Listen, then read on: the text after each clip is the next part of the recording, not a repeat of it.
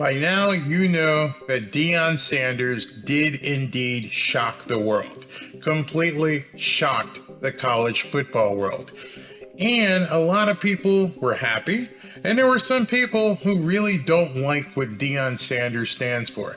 He is the P.T. Barnum of college football. No other coach in the country has the same braggadocio and identity, and it just exudes his confidence as Deion Sanders does, especially with a team that's historically been bad for the last couple of years. 1-11, 0-12. The record has completely sucked, but none of that matters. None of that matters.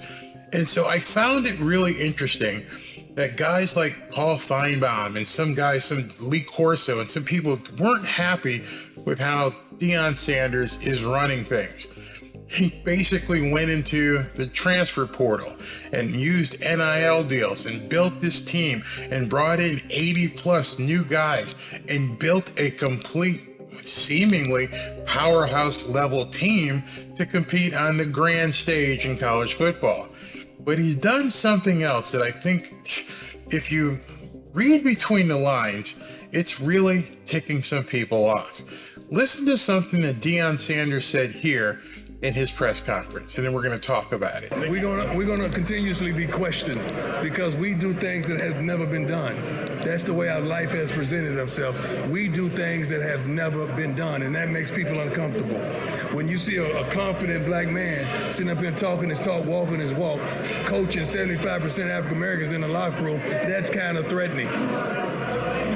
Hope they don't like that. But guess what? We're going to consistently do what we do because I'm here and ain't going nowhere. And I'm about to get comfortable in a minute. So why would Deion Sanders, immediately after winning his first game, when all eyes are focused on him, why would Deion Sanders get out there and talk about race? Why bring up the fact that you're a black coach? What does that do for you? How does that make you seem as a better coach? What does your race have to do with anything? And then I saw some people say some things and I realized they were missing it, and they're not understanding who Deion Sanders is. Deion Sanders, since the time he was prime time at FSU, has learned how to be a marketer. He is a master at marketing. Wherever every other coach in the country closes down their practice, they don't want people seeing things. He's everywhere on social media. He's got his son taking videos, post everything. I got nothing to hide. These are my guys. This is what I'm doing. I'm Prime. I'm Coach Prime. Here, Michael Irvin's going to come do a speech. Warren Sapp's going to come down here and do a speech. We're getting these guys fired up, and I want everyone to know, as he said, we coming. So why would people be, I don't know, maybe a little uneased, a little worried about what's going on with Deion? Well, I think I know why. Because see, as I mentioned, Deion is a master at marketing. He obviously has these people quaking in their boots. Let me show you something, and I'm going to ask you a question. I want you to look at something here. This is the top 25 AP college football rankings. And I want you to look at this really close. Think of it as a competitor of Deion Sanders and what he's doing. You got Georgia, Michigan, Ohio State, Alabama, LSU, Southern California, Penn State, Florida State, Clemson, Washington, and on and on and on. Do you know what the common denominator is with basically almost all of these teams? With the common denominator on most of these teams is that they are white coaches coaching predominantly black players. Let that resonate for a second. These are mostly white coaches coaching predominantly black players. Outside of Penn State, which comes in at number 7 with James Franklin, who's mixed race, white and black. And then, of course, number 13, Notre Dame, which has Marcus Freeman, who's black. Every single one of these coaches, every single one is white. That is what's causing people to have concern. That is what people are really worried about. Imagine this. You're a black player from the deep south, the west, wherever, and you've got all these players talking about Prime, about Coach Prime, and you see they're going to be on TV again this weekend, again an early start. And you're going to have so many eyeballs on this Colorado program. And if he can get you to come out to this campus, he's going to set a hook. I talked about it last year that the SEC doesn't want any part of Deion Sanders. I doubt the ACC wants any part of Deion Sanders. Florida State, you blew it. You had a chance to bring in primetime, and you didn't do it. Somebody in one of these schools, if he decides ever to leave Colorado, is going to shock him again. He may just stay in Colorado and build a powerhouse. Can you just imagine the appeal to so many black kids? So there's no other coaches. Most of them, you're not going to get into Notre Dame because of the admission standards. You're not going to want to go to Happy Valley and play, at Penn State. But you're going to be out there with Coach Prime, who's on television all the time. And all he's going to do is push you. And he's got everybody on speed dial. He's got every single professional player and coach on speed dial and say, I got this guy. Right now, the biggest thing that he has shown is that he took an HBCU quarterback that people thought was doing great because he was playing against HBCU schools. And then you notice he's like, oh my God, I step up and here in the Power 5 and I'm shredding there too. Don't take that away from Deion Sanders. Don't take it away at all. I don't know how good TCU really is, but you still threw for 510 yards. That is not a feat that just any ordinary quarterback can do. You got a defensive back / wide receiver / inhuman guy who played 112 snaps and was like, I'm ready. Deion Sanders goes, he is him. You've got these two guys who are the basically figureheads of your team, whose braggadocio again, whose persona match that of their head coach. What do you think it's going to be like for most big-time black recruits to go out to Colorado and be able to sit amongst these kids? You're going to sit with Shedeur. You're going to sit with Travis Hunter, that young running back, and then the infectious head coach, Deion Sanders. That's what everyone's afraid of. And let me show you a video that proves my point. Here's the scary part. We know in college football that a coach instilling belief in his team is probably 90% of the battle, right? Mm-hmm. If they start to believe, and there's recruits around the country that would otherwise look at Tuscaloosa, look at LSU, look at Georgia, and he starts getting kids to believe, who knows what could happen? Travis said, what do you mean start to believe? These kids already believe. And they maybe believed before the game. Now, it's mainlined right now. These kids are all in. And they're telling their friends. And their friends are telling their friends, you need to come out here, man. You need to be out here with Coach Prime. And just watch the look on Paul SEC Feinbaum's face. Watch the anguish that he goes through and going, this could be a problem. TN tweeted, did you see that tweet about his brother? His brother plays for Florida. Clay Napier at Florida. Yeah. He said, hey, bro, maybe you ought to consider Prime.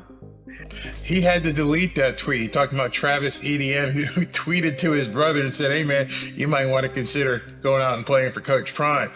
That terrifies these people. Absolutely terrifies these people. Just continue to look at the anguish on Paul Feinbaum's face. And, I mean, that's the kind of thing that can create an epidemic.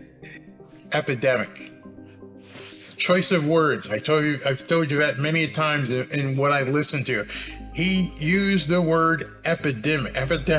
He didn't say movement. He didn't say groundswell. He said an epidemic, almost as if it's a sickness. When do you use the term epidemic? You'd have never used it to talk football. But he used epidemic in describing the groundswell, the movement that could come from Deion Sanders. I was just literally flying yesterday, and I saw that tweet zip through my eyes, and that's why I couldn't even remember it for a second. But when you got a big time player like that tweeting his brother, as opposed to texting him. I mean, that sets off alarm bells, and we can say Alarm bells, why? Why would that be an alarm bell? If my brother played football, I can't talk to my brother and say, hey man, maybe you might want to consider Coach Prime. Why is that an alarm? Why is that an alarming thing? What are you afraid of? What are these guys afraid of? This epidemic that could happen of what? A black flight? Is that what they're talking about? Florida for some other time, but I just thought that just showed you how these things can happen in real time. That can show you how these things can happen in real time. He just told you why the college football world is worried about Deion Sanders. They're worried about Deion Sanders causing an epidemic of players wanting to leave Tuscaloosa. Notice he didn't say University of Alabama. I don't think he wanted to associate that so people would understand that, yeah, he's going to be competing against Nick Saban as long as Nick Saban still is at Alabama. He's going to be competing against Kirby. He's going to be competing against Josh Heupel. He is going to be competing against all of these coaches, and it doesn't take much. He's got the nucleus right now. Can you even fathom what the transfer portal will look like at the end of this season? If he can eke out 4, 5, 6 wins, if he beats Nebraska, Katie bar the door. I mean, absolutely. If he beats USC, it's all over. If somehow Primetime can beat USC, close it up. Close up shop. He is going to be able to pick and choose what players he wants. They are going to want to come to play for him. He is infectious. He knows what he's doing. He wasn't being racial. He wasn't baiting anybody by saying a black confident man. He knew exactly what he was doing. He was sending a message across the league, across the country rather, to every single campus, knowing if you don't want to play for a white coach, you can come here. We got the same kind of facilities. You can play for me, a black coach, successful and a winner at everything I've ever done. That's all he has to say. And I'm telling you right now, there are so many black kids out there, went to school with them, especially who don't have father figures. Notice how he talked about Travis Hunter. We know Shadora's his son. We know Shiloh's his son. What did he say about Travis Hunter? That's my other boy. That's my other son. He's treating these kids like it's a true family. Do you remember what he said at one of the press conferences before the game? He had made a pledge to his players, even with his cut off toes, with his feet aching. I'm going to run out onto the field with my boys. I'm going to be there to run out on the field. Guess what Fox didn't show on Saturday? Guess what they didn't show? They didn't show Deion Sanders running out on the field with his team in agony, in pain, with half a foot. You don't think his players saw that? You don't think that his players went, wow, look at what he's doing, man. And then as he ran out on the field, check this out. He's pressing palms and kissing babies as he's running out there. He's letting everybody know, I'm this guy. I want to be a figurehead. When have you seen that? Show me any video where you've seen Nick Saban or any other coach stop and talk to family of the other school that he's playing on his way to the sidelines. Something infectious is happening at Colorado. I'm not going to call it an epidemic. I'm going to call it a groundswell movement, a movement that college football has needed for quite some time. 25 teams in that top 25, and only 2 of them have black coaches.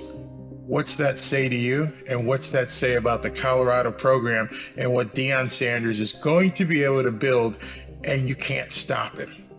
It may be an epidemic because you can't stop an epidemic. And maybe he did choose the right words.